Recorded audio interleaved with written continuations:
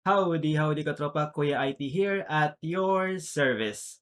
Sa mga higala na ito ng mga Cebuano, sa abyan na ito ng mga Ilonggo, and of course sa buong Pilipinas, welcome sa Tropang IT Community. Alam niyo ba mga katropa na pwede po kayo makatipid ng 200 up to 500 pesos sa inyong PLDT bill using PLDT crystals? Ano ba tong PLDT Crystals? Isa po itong customer loyalty reward system ng PLDT to encourage on-time bill payment. It is sort of rebates mga katropa, tulad po ng pagbayad natin ng installment like motorcycle na kung on-time ka po magbayad, meron kang rebates or discount sa iyong monthly amortization. Ang pinagkaiba lang po ay you will earn PLDT crystals na pwede mo rin gamitin pambayad ng inyong PLDT bill, but not limited to. Dahil pwede mo rin itong gamitin pambili ng e-coupons, Go Rewards, pambayad ng signal, or for your donations. Paano ka naman maka-earn ng PLDT crystals? Dapat meron ka pong MVP rewards, virtual man yan or physical card.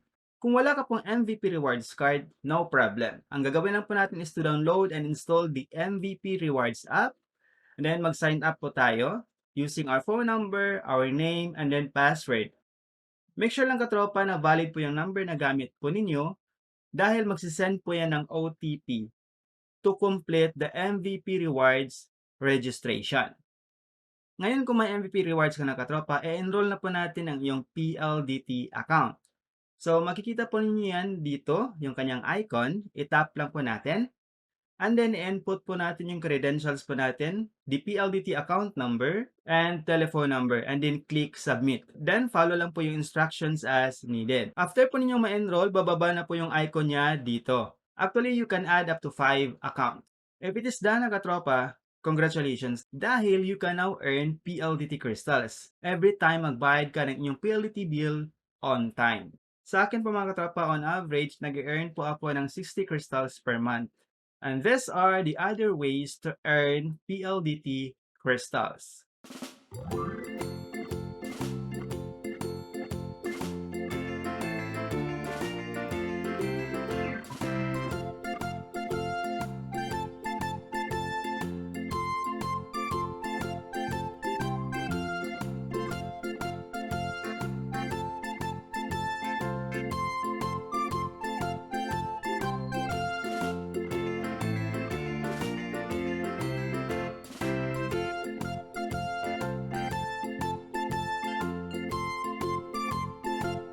If you find this video helpful mga katropa, don't forget to beep the like button.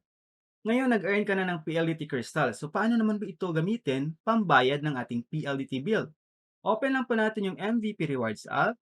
Tap natin itong PLDT Rewards. Tap natin yung earn natin na crystals. As you can see, katropa, marami po tayong options on how are we going to spend our crystals. But for now, focus na po muna tayo sa PLDT bill. As you can see, katropa, meron pa akong 443 na crystals. So, hindi po ako pwede sa 500 credits. Dito lang po ako sa 200 Bell credits. Tap ko po itong 200. Tap redeem. Tap redeem. Then input your PLDT account number, phone number, at dito naman po sa service, kung PLDT Fiber ka po katropa, ang gamit ko po dito is PLDT Landline. Ewan ko ba katropa kung bakit walang PLDT Fiber option dito. Tap lang po natin yung next and tap Pay Now.